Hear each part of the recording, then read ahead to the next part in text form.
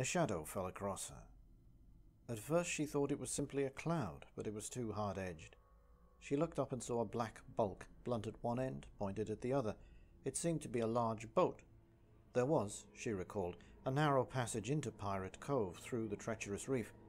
Keri had thought only small craft could get through, though.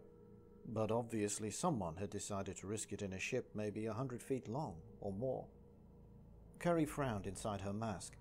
There was something strange about the vessel looming about 20 feet above her. It was moving, slowly but steadily, stealing more and more of the Caribbean sunlight. Yet she saw no churning turbulence at its stern that would be caused by a propeller. A big sailboat, that's all. Kinda quaint. But in that black shadow, Keri felt cold, as if all the warmth had been drawn out of the tropical sea. Which was quite impossible, she knew. She instinctively looked for Ryan, but he was out of sight. She'd never lost him like this before, and she felt panic. He was the less qualified diver. She'd neglected her duty as his dive buddy. And if she was honest with herself, she was suddenly afraid to be alone. A black object appeared alongside the black hull. Keri peered up, wondering if someone had decided to dive in. What looked like a human figure was descending in a sheath of bubbles. She prepared to greet whoever it was. They'd be surprised to find her there. Then the cold grew more intense. Whoever was coming down was not diving, but sinking. Fast, and feet first, sheathed in a column of bubbles. They would pass a few yards away if they continued to plunge straight down. Someone's in trouble. Keri had to help whoever it was. Perhaps an unwary tourist had fallen overboard. She kicked strongly, planning to intercept them, share her air. She'd never performed that kind of rescue before, but she had to try. As she got closer to the descending figure, the underwater twilight grew slightly brighter. The ship was moving on, and now Keri could make out what seemed to be a man in a pale shirt and pants.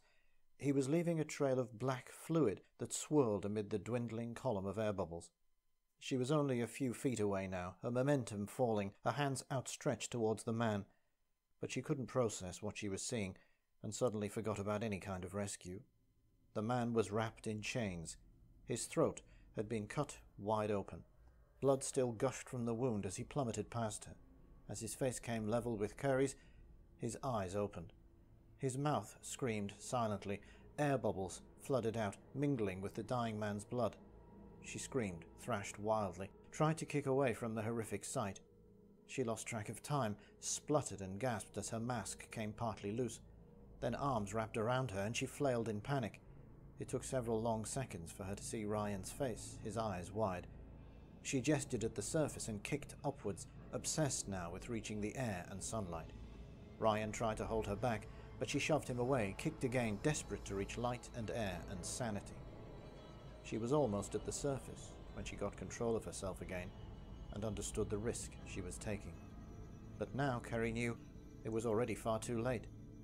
Their little boat was anchored just a few hundred yards away, but the distance seemed immense. She struck out for it, knowing that if Ryan was sensible for once, he would not emerge for a good 10 minutes or more. Keri would have to explain to him what he needed to do, if she could still speak by then.